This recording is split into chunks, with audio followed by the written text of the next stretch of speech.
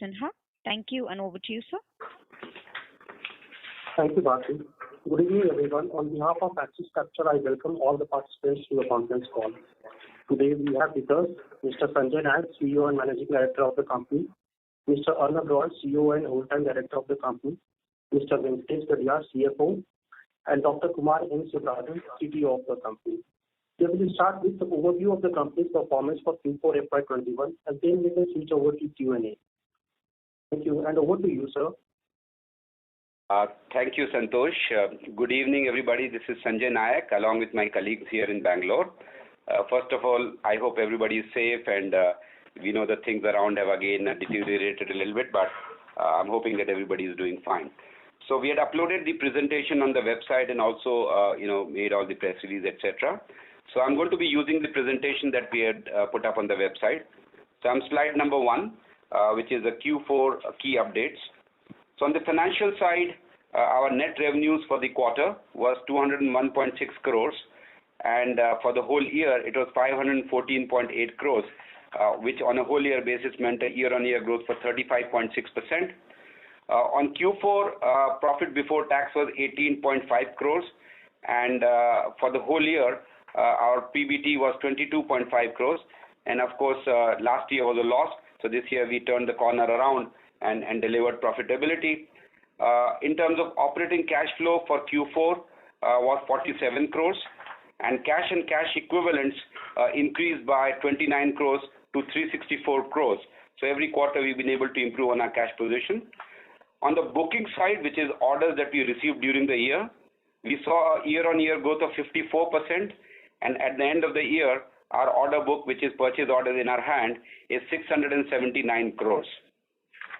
In terms of the key update on the sales side of the three segments, on the India government side, as you would have been tracking, there's a lot of policy decisions which are for promoting Atmanirbhar in terms of domestic telecom equipment, and that is providing us strong tailwinds, whether it be in the form of Make in India policy, the new security guidelines which restricts import of telecom equipment from certain countries after June 15th, or the PLI policy for telecom equipment, which we will be eligible for as well. So overall, I think those things have been a positive factor for our business. On the India private side, as we've been giving the updates on every quarter, we've been continuing to get a lot of business momentum around the wins of new applications, primarily related to home broadband connection, which is fiber to the home, as well as for the backbone capacity expansion using the DWDM technology that we have, which the larger operators have to expand capacity once more data flows into the network. On the international side, for the last year or two, we've been saying that we've been focusing to grow our international business. We're happy to inform that during FY21, our international revenues grew 62% year on year and was 40% of total revenues compared to 33% of total revenues in FY20. And in terms of booking, we had 103% year-on-year growth on international booking, and we saw very healthy order inflows, especially from Africa and Southeast Asia. And in terms of new customer wins, which are of material kind, we had 5 new customer wins in Q4. If you recall, in the last quarter, we had also talked about a global, impact that is happening on the semiconductor industry because of, a demand-supply gap and capacity challenges.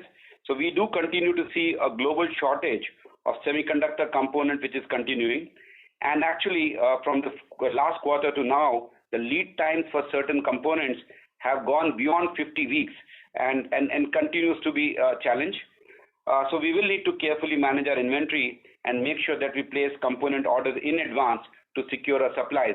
Since we had got a heads up in January itself, we have been taking corrective actions and trying to manage the situation that is at hand. And this is a global situation which I'm sure every industry player will be going through. So that's on the key financial update side.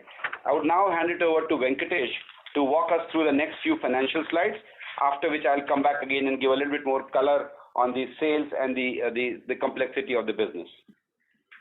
Yeah, thank you, Sanjay. Good evening, everyone. On the financial update,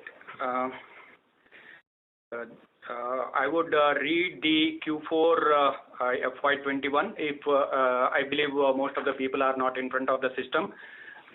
So the net revenues for the quarter Q4 was 201.6 crore, and for the entire financial year was 514.8 crores.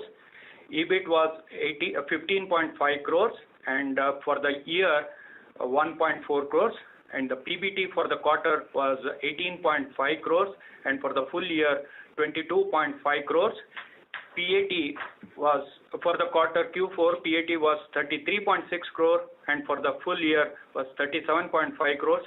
EPS for the quarter was rupees 3.61, and for the full year rupees 4.05. And the Q4 20 was an exception, and the year-on-year growth, whatever we have mentioned, last quarter last quarter in the FY20 was abnormally low with a low revenue base. Hence, a respective number on a year-on-year has to be looked into very carefully. Next slide. The key financial indicators.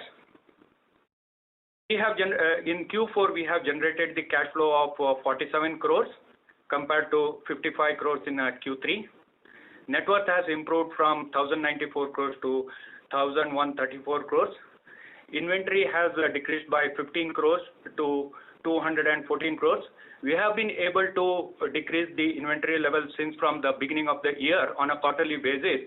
However, while we target to continue to deplete our inventory going forward, but however, we may have to stack up the manage the long lead time on certain components, as Sanjay was mentioning in the earlier call. On the trade receivable, we had improved on the collections on every quarter. The trade receivables on absolute numbers have been reduced from 456 crores from the beginning of the financial year to 414 crores now. And on the BSNL front, I just want to give you the update. While the collections from the BSNL projects were continuing to come, but it was in a slow pace. But however, for the entire year, we have collected about 62 crores in the last financial year. And after that, since from 1st of April till now, we have collected about 12 to 13 crores. With that collection up to date, the overall BSNL outstanding is about 122 crores. But if I take out the retention money out of that, around 70 crores, total old overdue receivable from BSNL was about 52 crores. With that, approximately we would have collected 85% on the project value. Then on the net working capital, on a absolute terms, on a year-on-year basis, we have reduced around 90 crores, which moved up from 540 crores to 450 crores. With a combination of reduction in the existing inventory, and we have improved on the collections on every quarter. That's how we could lower the working capital. And of course, with the combination of all these things, inventory reduction and the collection of the trade receivables, which had seen the improvement in the working capital, that has resulted in the cash and equivalents has moved up to 364 crores. That means we have added around 84 crores in the last one financial year, and we have added 29 crores of cash in the Q4. Net, particularly this year with the net revenue of 515 crores, and with the costs under control, we have turned break-even at EBIT level, and we become profitable at the PBT and PAT level. With this, Sanjay, you can take on. Thank you, Vedresh. Let me get back into the next slide, which is on the breakup of our revenues by segments. So this is a chart which we share in terms of how the business has been broken up by three major segments, which is India government, India private, and international. So if you look at the chart on the right-hand side, India private moved up from 195 crores last year to 224 crores this year. International moved up from 126 crores last year to 205 crores this year. And of course, the government moved from 58 crores to 86 crores this year. And within the government segment, the critical infrastructure portion is the larger majority.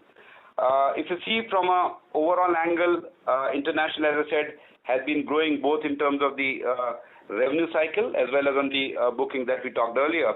And that is something which has been quite heartening for us. In terms of the run rate business, which is the combination of international plus India private, it contributed 83% of our total, and on a year-on-year basis, it showed 33.6% growth.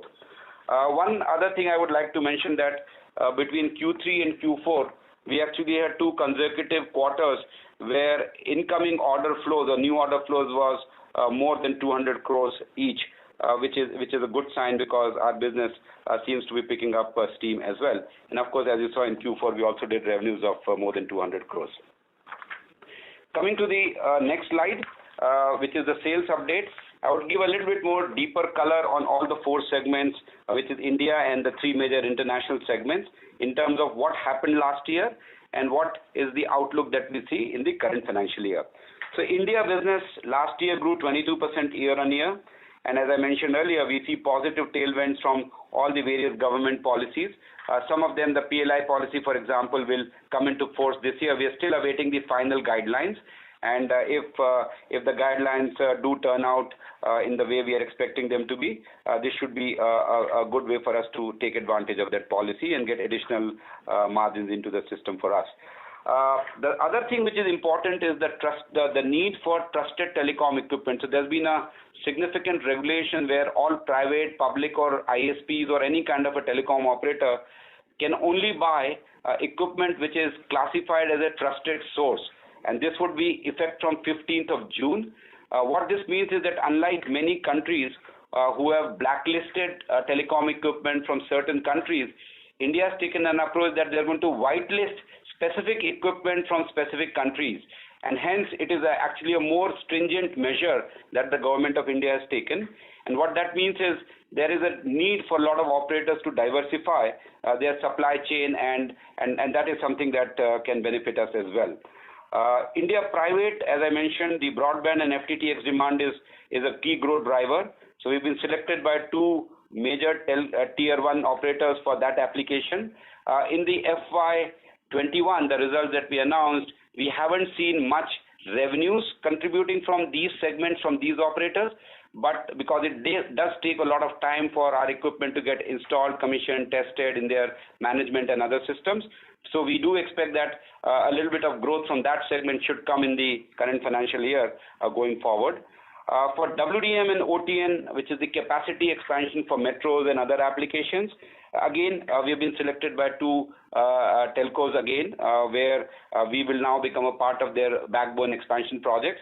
And this again, we have not seen much revenues in the last year, but going forward in the current financial year, we should start seeing ramp up on these 2 applications as well. So I feel that India private this year should see a healthy growth going forward based on the application that we've already won. India government, the critical infrastructure segment has now almost become like a run rate business because it's across many utilities, many other smart cities, many safe cities which are video surveillance projects and stuff, defense and other kind of projects. So I think that segment continues to do well. We have a good backlog from that segment, a lot of tenders which we have bid, which should get into execution mode this year. And on top of that, of course, there are the next phase of BharatNet projects, which haven't really got off to the ground. So if you would have recalled, the Prime Minister had mentioned that in next phase of BharatNet, in the next 1,000 days, they were going to connect 650,000 villages from the current 200,000. So that project has still not started taking off.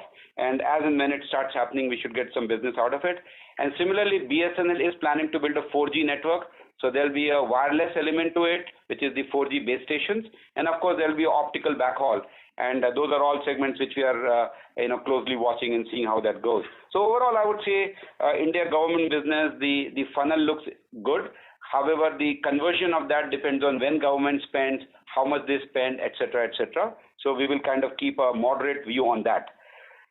In terms of the regions, let me start off with the star performer for us last year, which was Africa, Middle East region, and Europe I just added because we just started to look at Europe late last year. So Africa business on a revenue basis grew 68% year on year. Of course, on the booking was much faster. The good part of Africa, why we did so well, if you recall, for the last 3-4 years, we've been investing in Africa. We've got local sales team in Johannesburg, Nigeria, Kenya, North Africa, Dubai, and many other places. So during the pandemic year, since we had customer incumbency, we had a lot of local teams, we were actually able to get a significant business uptake from our customers. And we continue to see the momentum in this year as well. And we are quite confident that the business will continue to grow quite well. In terms of the CIS and Europe countries, we started looking at it late last year, as I mentioned. We've got a couple of small wins, which are more important from the point of view of our products getting acceptance in those markets. They have not meant much material impact on the revenues. But we do see that with some new sales investment that we made last year, we should start expecting some traction in this financial year. So this is a large addressable market of $3 billion. So the market size is not our problem. Our challenge is really that now that we have incumbency and good success, how do we continue to grow? So I would be quite confident of a quite robust growth in this segment of our business next year. Coming to the next one, the Americas. Americas clearly underperformed for us. In fact, it was not at all close to our expectation as well. And the real reason was that, at least in a good part of North America, the customers really did not want to change their vendor decisions. Whatever they were buying, they just continued to buy. All the labs and trials and testing was almost closed for a good part of the year. And hence, we really could not make much success. As we said earlier, that in US and Canada, we are targeting the Tier 2 and Tier 3 operators and rural internet service providers. And that is a segment which is going to be growing quite a lot for the next few years. I'm sure some of you read American president's, big, $100 billion announcement for rural broadband and other connectivity from federal funds. So I think there's going to be a new capex cycle around fiber to the home connections for the next 3, 4, 5 years. We are not yet there, but in terms of business success, but with all the efforts that we've been putting last year and now, we hope that we should start seeing success in the near term. Mexico, of course, was again very badly hit because of COVID situation, and the customers really had a lot of challenges. We did win some good customers, some of which we announced, and we expect quite robust growth this year as well. So this is again a very large market. And it's really Mexico, we are almost having again a good strong local team, and US also we rebuilt our team last year, and I hope that both these reasons will give us good success in the next financial year. Coming to Southeast Asia, Asia business grew quite fast, 366%, because the base was not that big, and we won a very large multi-million-dollar project in Southeast Asia, which was both wireline and wireless products. So this was one of our first large-scale deployment of wireless products, which is the LTE base station. And of course, we are also increasing sales investment in the region. We are hiring some more local people because travel and all that will be difficult. And with more of those investments, again, this is around a $2 billion market. So we expect that Southeast Asia will continue to also grow. Now, of course, not at the pace that we grew this year, but will again show robust growth. Net, if I look at all the 4 regions, we see positive signs. We've been, getting good success. And one other thing which I just wanted to mention, that out of 679 crores of order book that we have when we start the year, around 50% of that will be for revenue in the current financial year. So that's around 350 crores of business, which basically we just have to execute as soon as we possibly can. So that's the quick summary on the sales side. The next slide is about the applications where we are winning. This is actually the same slide that we had used in Q3.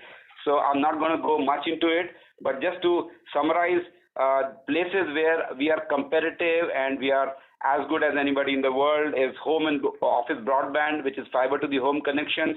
Of course, when we go to US market or Europe market, they do have some very specific requirements which are of those markets for these applications, for which a certain amount of R&D enhancements and upgrades needs to be done, which we are aware of and are in the process of doing. But the base product is the same, and that should be good. The technologies which we use is fiber to the home, GPON, XGS-PON, which is the next generation PON, And of course, for the wireless side, the LTE product, which we can also use for other applications, for example, in India as well. Coming to the next one is which we address from the 1400 family. Then the next thing is, how do you, when you have a lot of data traffic flowing into the network from homes or mobile broadband, etc., or maybe 5G as we go forward, there is a need for all operators to strengthen their backbone capacity. They're always running out of 40 to 50% growth in broadband traffic and data traffic on the networks. So they have to enhance those capacities. So that's where the DWDM technology comes into picture. 100 gig, 200 gig, 400 gig, 600 gig. 600 gig is pretty much state of the art, and we have really, really competitive products. This has been extremely successful in Africa. For example, one of our largest customers there is building web scale networks for the likes of Google, Facebook, Microsoft, who are pumping in huge amount of bandwidth and setting up large data centers across the entire African continent. So that's one example where we are doing. And of course, network modernization of critical infrastructure. So all of these, utility companies are modernizing their networks, safe cities, smart cities, oil and gas, railways, electricity companies. So that's another area where we do quite well, and there's a whole bunch of technology. So net, what I'm saying is our focus on R&D continues. Even if you saw last year, we continued to invest in R&D. We kept our overall cost under control, but we did not shy away for making sure that that our R&D investments don't suffer, because that is the only way our products stay ahead of the game. And we've been making a very good progress on that side as well. I'm now coming to the last slide, and then we will open it up for question and answers. So if I were to kind of see, when we started around the same time, actually almost to the same day last year, there was a lot of uncertainty around the business environment at a macro level, and we had come off a very a dismal Q4, and that's why when Venkatesh said earlier that when you're doing a Q4 of FY20 to Q4 of this year, I mean, the percentage growth, shouldn't really be looked in absolute terms because the base was very low. But there were 3 or 4 challenges which we had in front of us. Can we return to growth? Number 1. Can we actually hit profitability from where we were? Number 2. Number 3, did we have enough cash to ride through the tough times, because it was very uncertain last year? And number 4, we had, we had a lot of inventory, a lot of receivables, all kind of, things were not looking good. So I'm very happy to say that on all the 4 fronts, we have made significant progress. In fact, what has been heartening is that we made progress every single quarter. So now 4 quarters in a row, we had growth in every single parameter that I outlined.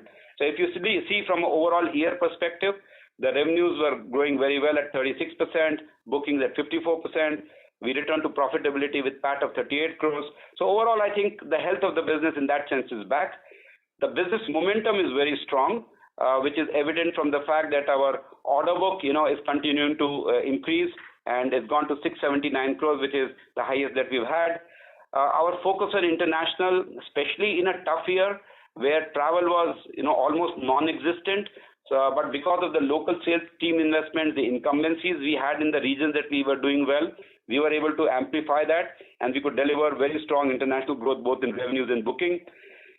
In India, which is our home market, I think finally with big wins in terms of new applications around home broadband, which is going to be a very profitable and a very fast growing segment of the telecommunication business in India, even for all the tier 1 telcos, because they make 6 times ARPU from a home broadband connection than they make from a mobile broadband connection. So there is a need for everybody to really expand when people are working from home, all the streaming videos, etc., etc. So that means that you have to have more fiber to the home, you have to have more capacity in the metro networks and the city networks, and both of those applications where we have now been selected by the 2 major telcos, we feel very confident that while we may not have got much revenues in the last financial year, we expect that the business momentum from last year will carry this year, and it should turn into good revenues for us. And of course, with all the geopolitical situation happening in the country, Government of India has recognized and acknowledged that telecommunication is an absolute critical infrastructure which has to be secured, which has to be trusted, and there is a need for India to have its own, global, tier 1, telecom equipment company, and that's where the Atmanirbhar spirit comes in. I think with the breadth of our product portfolio, with the capabilities that we have shown over the last 20 years, the resilience we have shown across tough times, we think we have a good shot at taking advantage of all of those policies and scaling to the next level. And last but definitely the most important thing as well from a business growth angle, our balance sheet is strong. We improved our cash by around 80 crores, as Venkatesh said, to 364 crores. We have no debt on our books. So we feel confident and comfortable that when we have to make long investments call, whether it's for R&D, whether it's for sales, we have the capability and we will be able to take things at a time and continue to grow. So that's really where I would pause.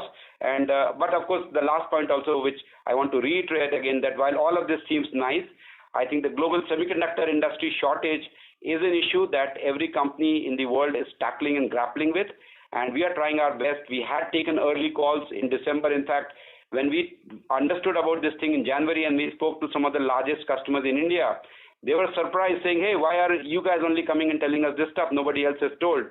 But after a few months, they actually acknowledged that we did have early warning indicators, and as much corrective action we could take then we are taking, and we are of course in touch with our suppliers. And because we are in India, we get a reasonably preferred treatment from some of them to be able to make sure that we are able to continue to look at this. But this again, I would say, would be a situation that we have to continually watch, and which we as management team are tracking very closely. So that's really where I would pause, and I would now open up the floor for questions. Thank you. Thank you, sir. Ladies and gentlemen, we will now begin the question and answer session. If you have a question, please press star and 1 on your telephone keypad and wait for your turn to ask the question. If you would like to withdraw your request, you may do so by pressing star and 1 again. Ladies and gentlemen, if you have a question, please press star and 1 on your telephone keypad. First question comes from Mukul Garg from Motilal Oswal. Please go ahead, sir. Hey, thanks. Sanjay, good to see you guys return to 200 crore plus revenue number. I think that's quite a commendable performance. Just a couple of questions on the international business. You mentioned the international business bookings are up 100% plus on a YOY basis. What number should we look at this as percent of overall booking, or what was it last year? And is there a difference in the duration of this versus the India order book? Okay, so thanks, Mukul. So in terms of the international order book, will get executed quite quickly. So out of the 679 crores of order book, around 20% of the order book is for international and 80% is for India. And out of the 20% of international, almost all of it, 90-95% will get executed in the current financial year itself, because these are all live orders from run rate customers. India order book, I would say around 40% of that would get executed, so that's 80% of the total. So you can take around 32% of the total order book is India, and around 18% of the total order book, which is contributing to around 50, will be executed this year. Coming back to what kind of expectation that we have from international, clearly international will continue to grow because we have a lot of good momentum in terms of customers that we've been engaged with in different deals and different stages. Clearly, I mean, if I were to see the growth for next year, there is a fairly good chance that international will grow faster than India again next year. And this year, for example, we came from a 70% India and 30% international to around 60% India and 40% international. My sense is that we will probably, international could be a larger proportion of total next year as well. Of course, I mean, if the India starts flying and the customers start demanding a lot more equipment, it could change. But I would say that international should be more than 40% of total next year as well. Sure. And the second question was on the expected credit loss which you guys have been reporting in receivables. You have written off almost 35 crore in last 2 years, almost 4% of your revenues, between FY 2021. How should we see this going forward, and where is this coming from, given that you have not taken any impairment in BSNL receivables? Maybe Venkatesh can walk you through that, but the way we do our accounting policy is that if there's any receivable beyond a grace period of payment, we take it as a ECL, and when the payment actually comes, we do reverse it. Yeah. So I think our expectation, so a lot of the ECL would have come from BSNL delayed payments. Yes. So when we are able to get the payments from BSNL, the ECL starts reversing, is my understanding. Yes. Is that correct, Gadia? Yes, Sanjay. Yes. Okay. The larger part of the ECL has come from the BSNL thing.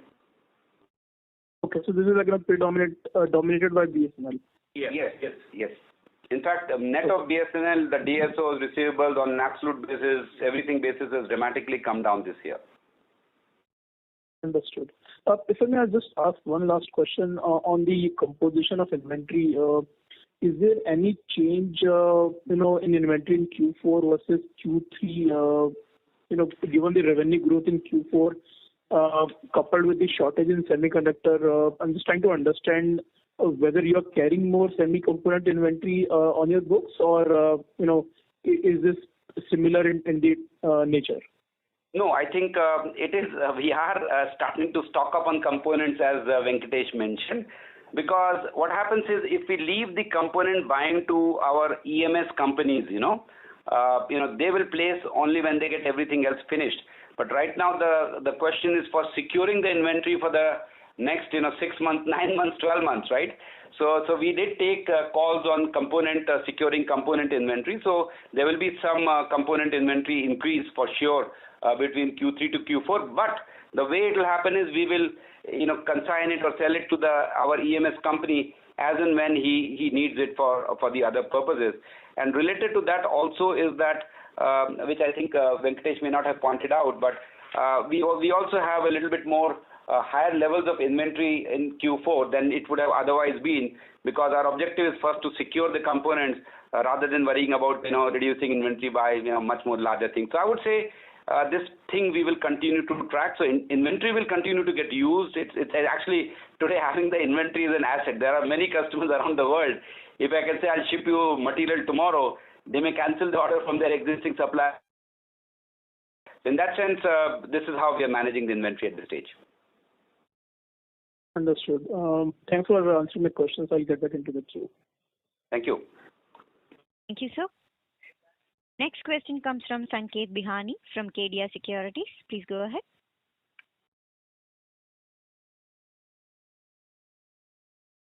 So Sanket, please go ahead with your question. It seems there is no response. Can I move it with the next question? Yes, please. Yes. Next question comes from Shantanu Mantri from MK Ventures. Please go ahead. Yeah, hello, sir. First, very big congrats on an exceptional performance.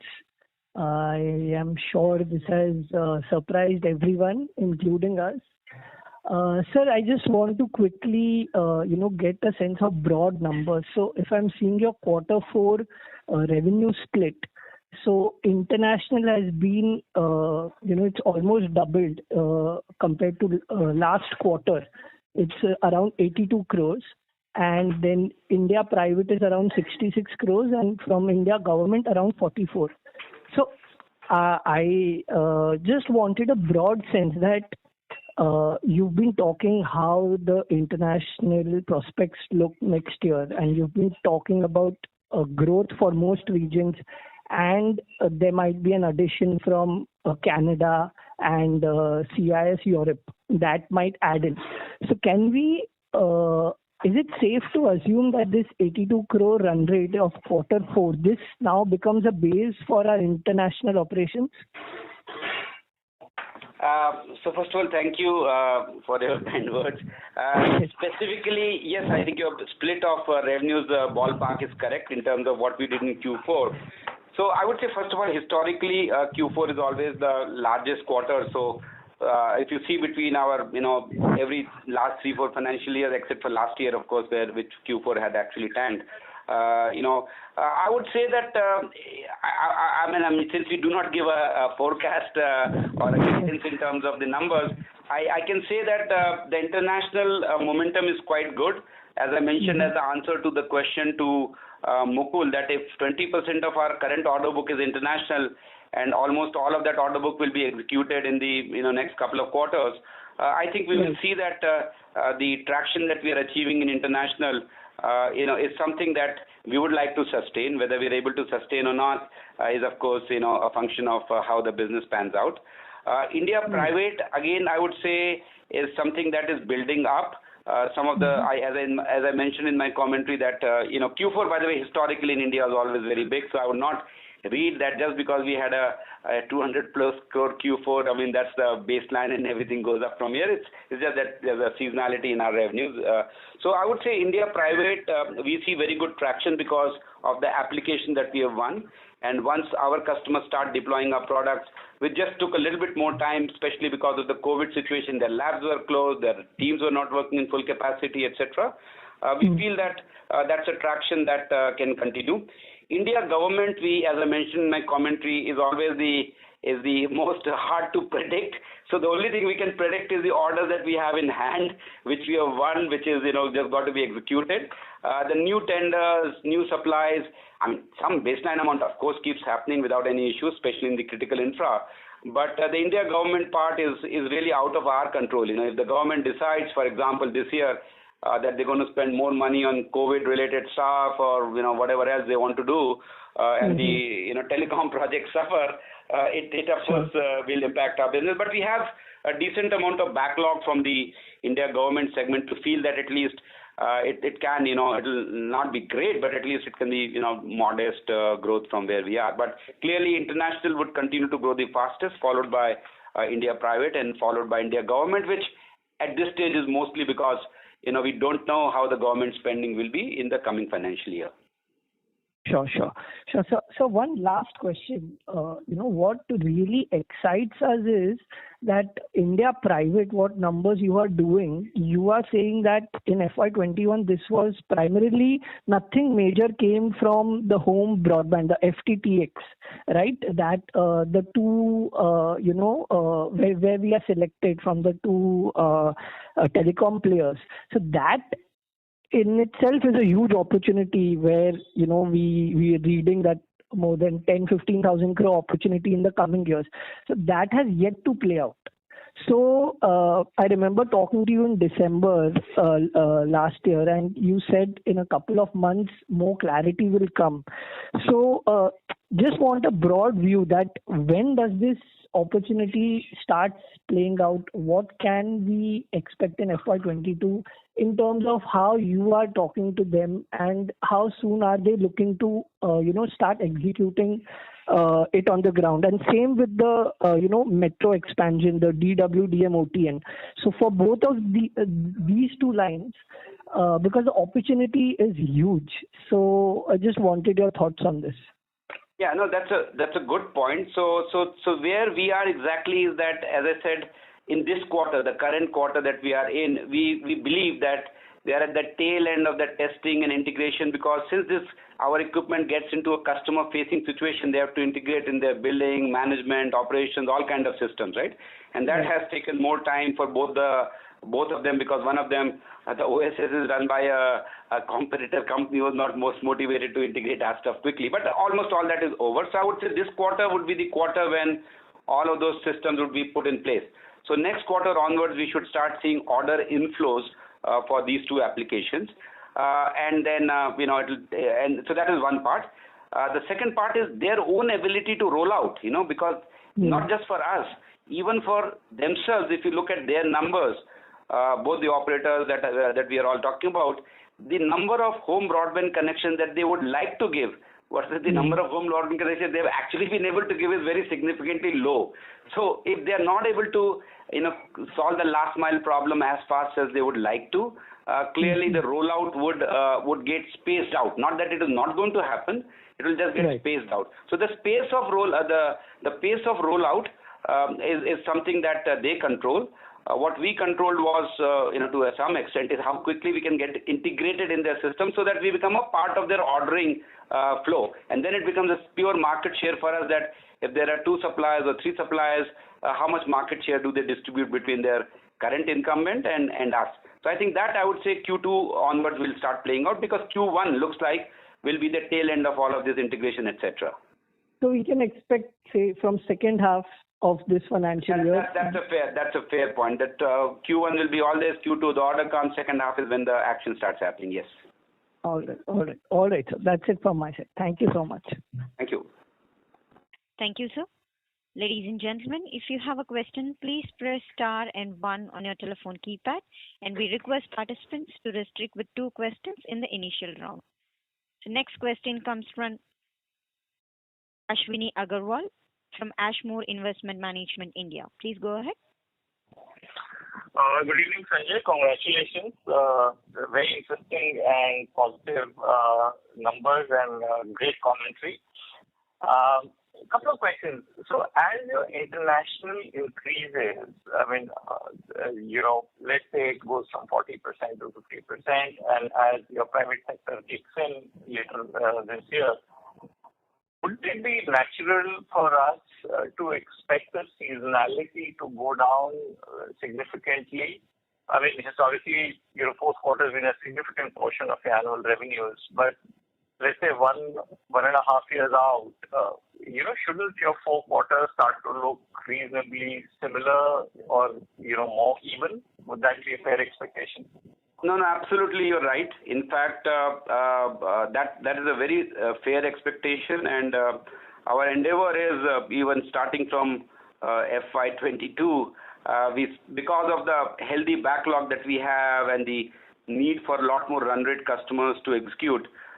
We hope, if you see between Q4 of last year to Q1 of last year, we have something like close to 3x difference. We did around 78 crores in Q1 and 200 crores in Q4. So you are absolutely right. That seasonality definitely will start shrinking because Q4 is a very Indian phenomena because the government guys and even the Indian guys, a lot of stuff happens in Q4. So we hope that starting from the current financial year, the seasonality will start reducing, and as our customer base broadens, especially outside of India as well, we should see a lesser seasonality coming in. But I would still say our business is small.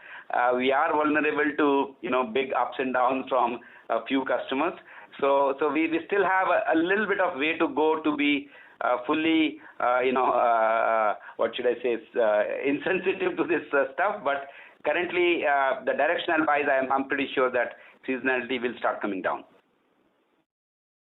So the second question is that, you spoke about the chip shortage, but, my colleagues tell me that TSMC has been talking about a significant expansion of capex, and at least on the automobile side, TSMC has promised that auto side of the semi shortage will start to ease, say, July, August. Does that have any impact on your semi supply, or is that a completely different value chain? And what are your equipment suppliers saying? And a connected question is, how much have you been able to secure the next 12 months revenue?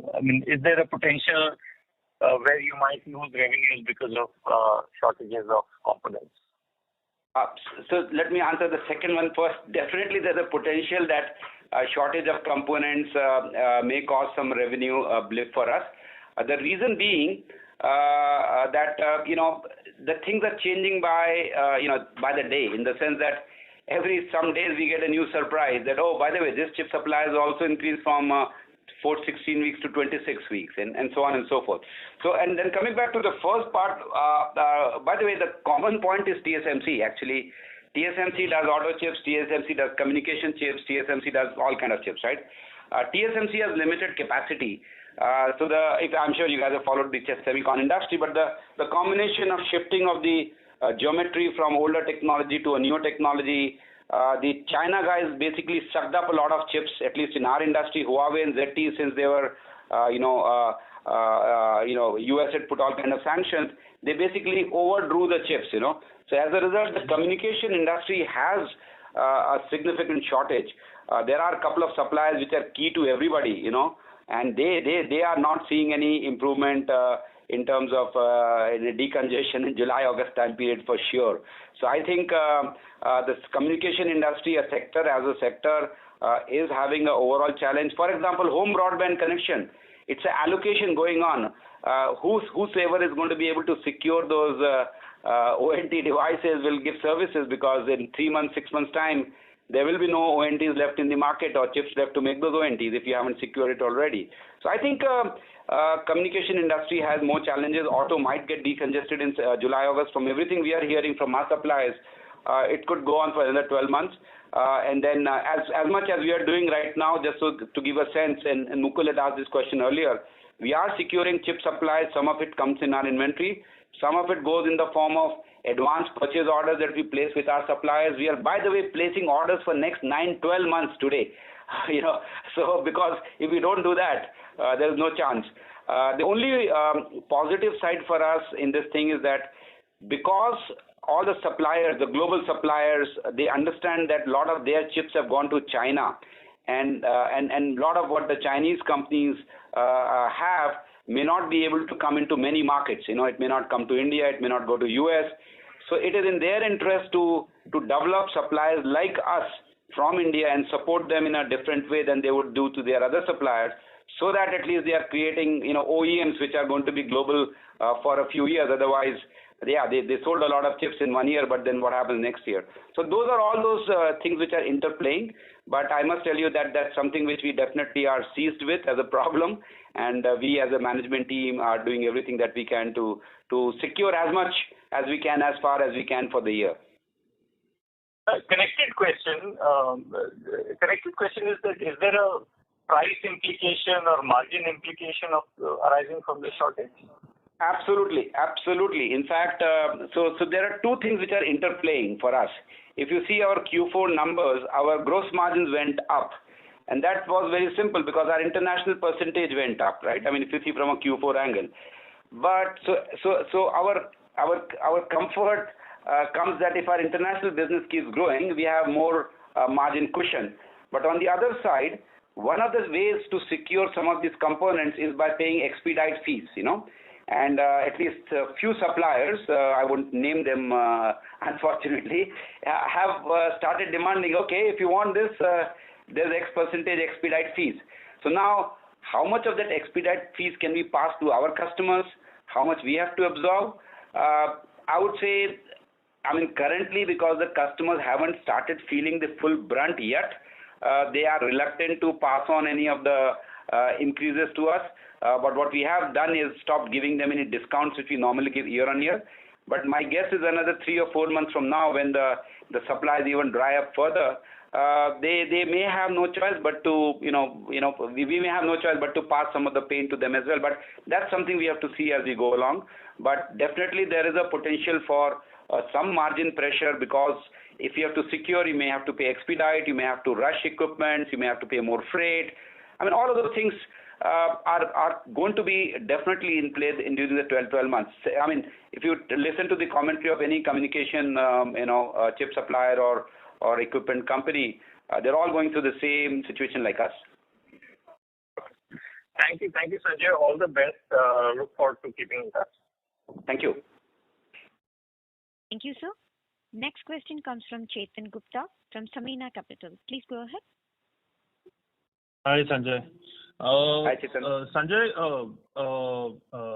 Sanjay, just near-term impact from COVID wave 2 on exports and domestic, you didn't touch on that. It's the only kind of near-term red flag we didn't speak about. So maybe it'll be helpful to kind of update us. Thanks. No, good question. By the way, this situation is evolving every day. We are only a couple of us in the board meeting in the office today, because Bangalore has, and actually I need to leave at 8 because there's a curfew at 9 o'clock onward. So I think so far, because we had taken all the inventory actions for Q1 much earlier, and orders are already in hand, I would say at least for Q1 we seem to be good, unless there's a complete lockdown. But whatever has happened in India, as telecom as an industry has been left out as a critical infrastructure, and we did manage during the first couple of quarters of last year's lockdown. So I would say that barring any very tactical kind of a delay, if we integrate it over the quarter and if we spread out our revenues during the quarter, I feel that at least for Q1, which is where we have a lot of visibility, we should be okay. But yes, the situation is something that we are carefully watching. because it doesn't take much time to get into a little bit of a mess. But luckily for us, we seem to be okay for the near term in terms of the COVID impact. But our guess is as good as anybody else's in terms of what's going to happen a month from now or whatever.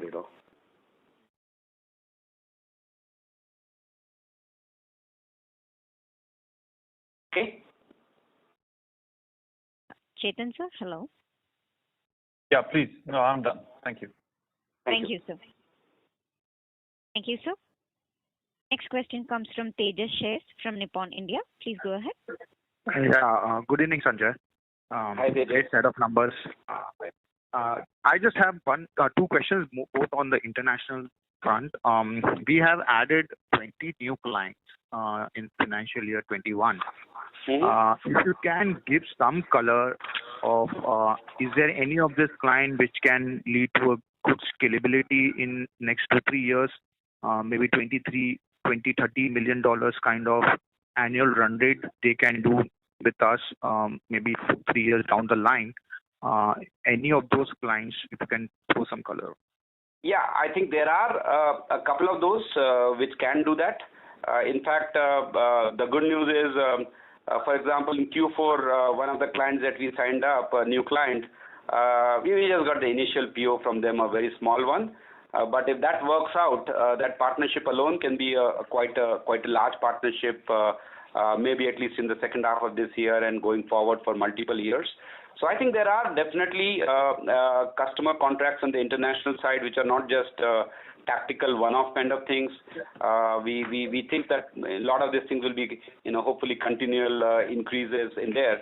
Not everybody is big for sure, but for example, similarly, even in the Americas, in the Mexico part of America, actually, we won a tier 1 operator there, which again is a run rate customer, will continue to do well.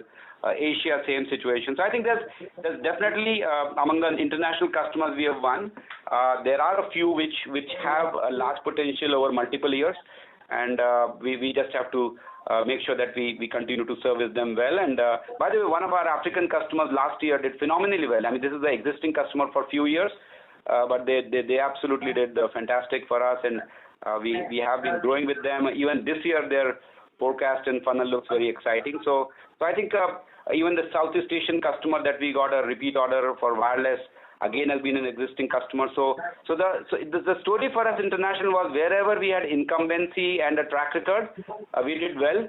Wherever we had to break in and create a brand, we struggled. So I think hopefully, but we can't struggle forever. So hopefully we start showing better results from all the different geographies. What would be the cumulative spend on these 20 customers in the product which we can service them on? Good question. I don't have the data in front of me, but by the way, in most of our industry, it's a few customers drive a lot of revenues. I mean, that's just the nature of the beast. And what we do is we keep growing a lot more customers at the base. Some of them, start with $100 to few $100,000 in the first year, become $500,000 to a few $1 million next year, become 5 to 10 next third year, become 10 plus. We had customers who were 10 plus, we had customers who were 5, 10, we had of course customers, few 100,000. So I think the pyramid is continuing to build up for us. I think one of the earlier calls we had described this, and we are making progress in that. As I said, we had 2 customers who did, I guess, 10 million each last year. So. Okay. On the America part of the international piece, now obviously the lockdown is continuing at the global level itself. Do this year also looks like not breaking into the American market, or you see something coming up there? We are always optimistic, but I think it will be a slow start, clearly, because of everything that you just said. But I hope that as the later part of the year progresses, we should be able to build up the momentum in Americas.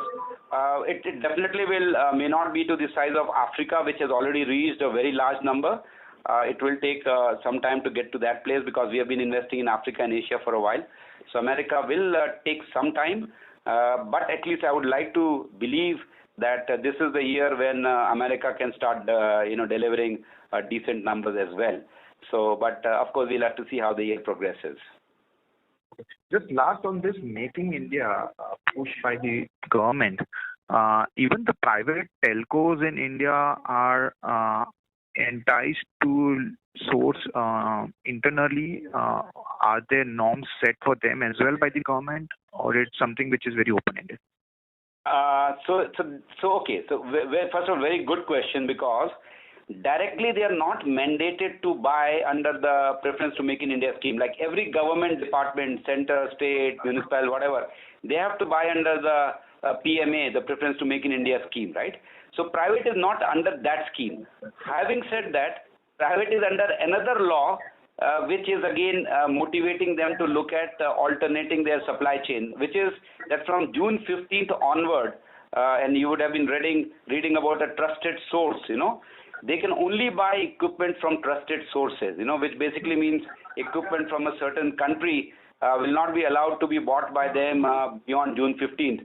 So many of them who have a large exposure to equipment vendors from such countries are saying, hey, if there's an Indian company, why shouldn't I, look at them? Because it gives me a long-term, credibility and long-term, assurance of supplies.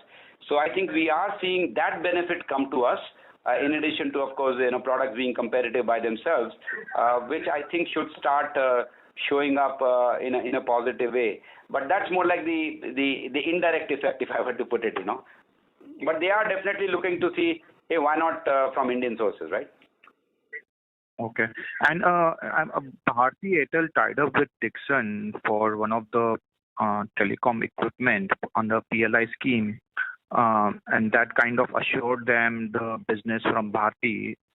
Does it make sense for us to tie up with any of the last two telcos for the equipment which we can cater to them for their local deployment? See, the way it happens is, from what I understand, I've been reading that news item as well. So whatever I understand is that is for very low-end equipment, which is more like your dongles or, CPs or things which are in very high volumes and very low design content and which are most manufacturing oriented. So for those things, it makes sense for contract. So by the way, Dixon being a contract manufacturer makes sense for them to manufacture for OEM because it's just a pure manufacturing thing. But for a lot of intellectual property, a lot of software content, a lot of design content, it is a slightly different value proposition because the volumes are not very high. It's a high value but low volume, whereas contract manufacturing tie-ups make sense when it's high volume and low cost. So I would say we are working closely with all the operators. Of course, there are conversations around that. You guys are going to get PLI benefit. How can we benefit from it? So those conversations continue. Because since we ourselves outsource our manufacturing to contract manufacturers like Dixon, for example, I don't know if we adding a layer in between may make sense there. But that's something we'll continue to evaluate. I don't see anything on the table as yet. Oh, thank you very much. Thank you. Maybe we have time for one last question because if you don't leave now, then we will be under curfew. Thank you, sir. Thank you, sir. That would be the last question for the day. That was the last question. Okay, great. Yes. Now I hand over the floor to Mr. Sanjay Nayak for closing comments. No, thank you. I guess we already had very good questions which covered almost all the topics that I would have wanted to beyond what I said in the presentation. Again, I would like to say that it's been a good year for the company. We as management team have been very focused. We basically doing what we said we were going to be doing, which is focus on international, focus on the run rate, continue to invest in R&D, focus on collections, cash flow. So I think all of those things have panned out well. We hope that with all our efforts, we'll continue to keep the momentum for next financial year and look forward to showing good results in future as well. And as I think you all know that Q4 is always the biggest quarter for the year. So Q1 there is a seasonality as we talk, so we'll have to deal with it as we goes. But we are making all the best efforts to look at the challenges and find a good way to build a business. So I again feel that thanks to all the team of the company and everybody else, we've been able to turn the company around and get it back on the right path. Thank you. Thank you, sir. Ladies and gentlemen, this concludes your conference for today. Thank you for your participation and for using Doorsabha's conference call service. You may disconnect your lines now. Thank you and have a pleasant evening.